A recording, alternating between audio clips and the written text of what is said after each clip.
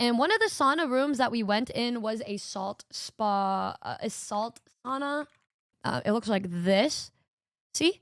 So, so it's like this, where it's just a bunch of salt on the ground, and so you kind of just lay there and experience the salt spa.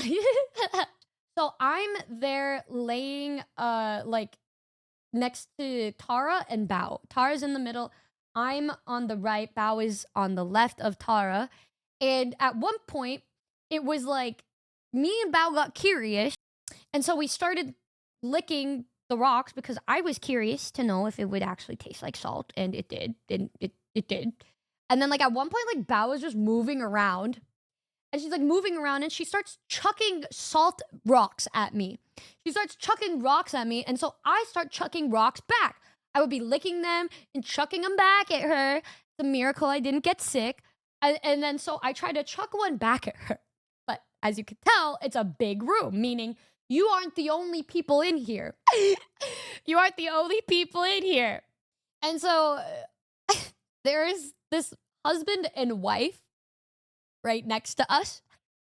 And when I aimed to throw it at Bao, I wasn't looking, if I'm gonna be real. I just kind of chucked it. And I chucked it, and it hit this dude in the balls. And I just see the guy going like, oh! I got so scared. I just like got up and ran. Oh my god. It was so funny. I accidentally just hit this dude. And he was just in his own little world, you know? He was in his own world. We had a towel over his face with his wife, and they were just fucking laying there together peacefully. Yep, Jarvis throw a rock to his balls. Yep. Rock this man's balls. My balls. Yep, rock.